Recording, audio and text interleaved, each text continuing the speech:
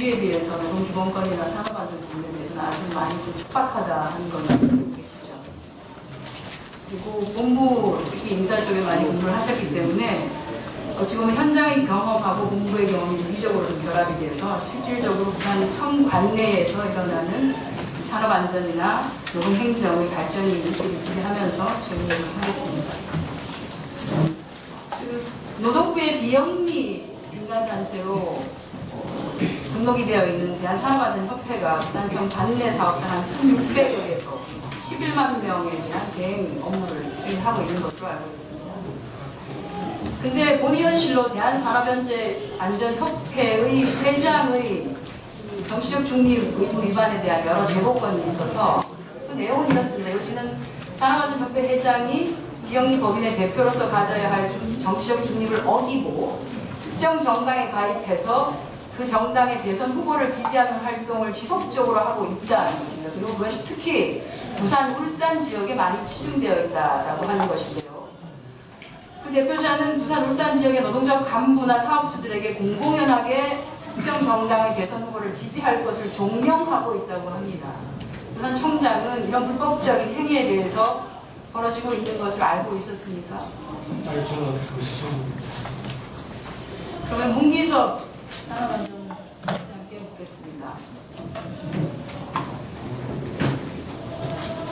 비영리 민간단체 지원법 제2조에 보면 비영리 민간단체로의 등록 요건이 특정 정당이나 특정 선출직 후보를 지지할 것으로 하여 설립하거나 또는 그런 방식으로 운영되지 아니할 것이라고 하는 단서 조항이 있습니다. 그런데 지금 대한산업안전협회의 회장이라는 사람이 공공연하게 내 업무 추진비를 얼마든지 쓸 수 있다라고 하는 얘기를 하면서 특정 정당의 후보를 지원하는 이런 정치 활동을 하고 다니는 것은 해당 기관이 원래 목적에 맞지 않은 방식으로 운영되고 있는 거 아닌가요? 전혀 파악하고 계시지 못하시지요? 확인을 하시고 향후 다시 한 번 더 이런 내용이 저희 의원실에 제보가 들어올 때는 노동부가 직무유기를 하고 있는 것으로 밖에 볼 수가 없습니다. 제대로 파악하시고 부적절한 행위가 진행되지 않을 수 있도록 해주시기 바랍니다. 박하진 청장님께 하나 더 질문하도록 하겠습니다. 그냥 단도직입적으로 묻겠습니다. 대법원 판결과 중노위 명령, 현대자동차에 대해서 이걸 이행시키지 못하는 이유가 뭡니까?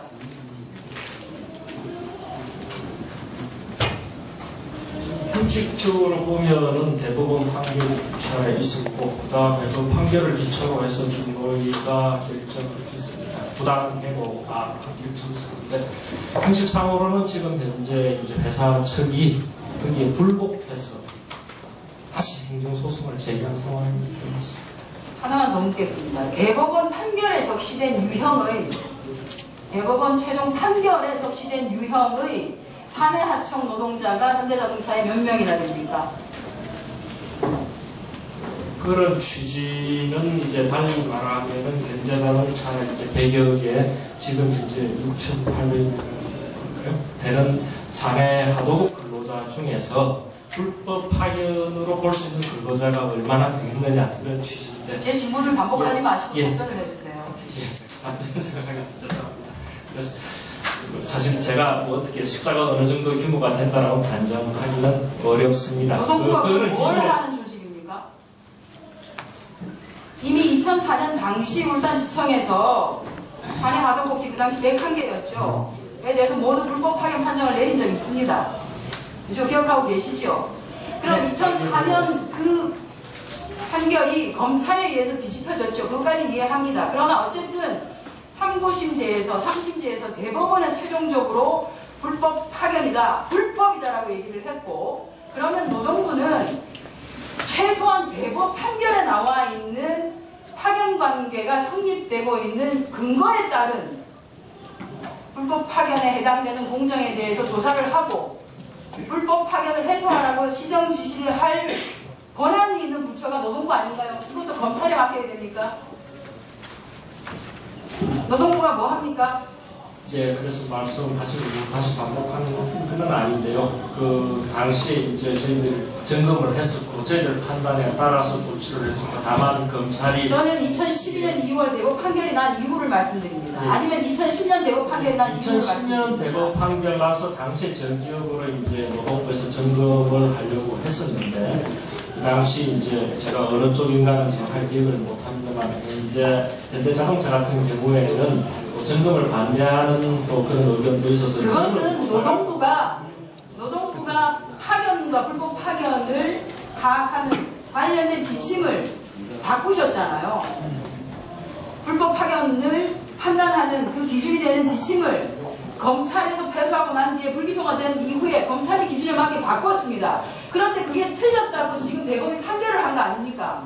그럼 대법 판결에 맞게 최소한 대법 판결에 근거한 대로는 되는지 안 되는지 2004년에 제1차로 불법 파견에 대해서 실태 조사를 했을 때와 지금 현재의 상황은 얼마나 달라졌는지 2월달에 대법원의 최종 판결이 있고 난 뒤에 그걸 했었어야 되는 거 아닙니까? 그 사이에 지금 현대자동차 뭐 했습니까? 1340명이나 되는 사람을 불법 파견이라는 그 판단을 에서 빠져나가기 위해서 직접 고용했죠. 2년 미만 되는 사람. 좋습니다. 그럼 8월 2일 이후에 이제는 불법 파견에 대한 고용 의무가 부과되어서 근로감독관이 직접적으로 시정 지시를 할 수가 있죠. 8월 2일 이후에 나가본 적이 있습니까? 이렇게 제가 좀 말씀드리겠습니다. 그래서 점검과 관련해서는 대법원 판결 이후에 이제 노동부가 직접 점검과 감독을 할 것을 자녀하고 검토할 수 있다고 말씀드립니다. 다만 지금 현재 관련된 분쟁이 소송이나 노동위원회 사건으로 다수의 기관에서 지금 판단들을 하고 있고요. 저는 한 가지만 더 말씀을 드리겠습니다. 의원님께서도 아시는 것처럼 지금 현재 이제 금속노조 고발 사건은 2010년 사건, 12년 사건으로 고소고발은 계속되는데요. 고소고발이 고소고발이 계속되는데 사건을 고소고발이 계속되는 이유가 뭡니까? 노동부가 제 역할을 안 하니까 고소고발이 계속되잖아요. 노동자를 답답해서 계속 고소하는 거고 그 고소는 노동부가 제대로 된 판단을 하기 전까지는 계속될 겁니다.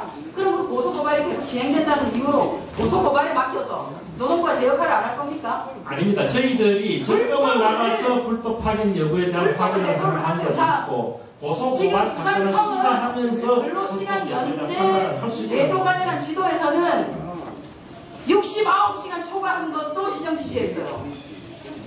2명에게 면제한 거 초과했다고 23,000원 환수 조치하시고 이렇게 꼼꼼하게 하는 거, 적법하게 하려고 하는 거 왜 불법 파견에 대해서는 못합니까? 현대자동차가 대기업이라서 그런 겁니까? 현대자동차가 이길 때까지 하는 겁니까? 그렇지. 지금 경제민주화 얘기하는데 2004년도 의원님 말씀드렸죠. 2004년도 사건도 굉장히 오랜 기간 동안에 걸쳐서 점검과 그 다음에 판단들 이런 작업들이 법을 이루어졌고 집행하는 노동부의 역할을 잊어버리지 말고 자, 이 시간 현장에 정리되셨나요?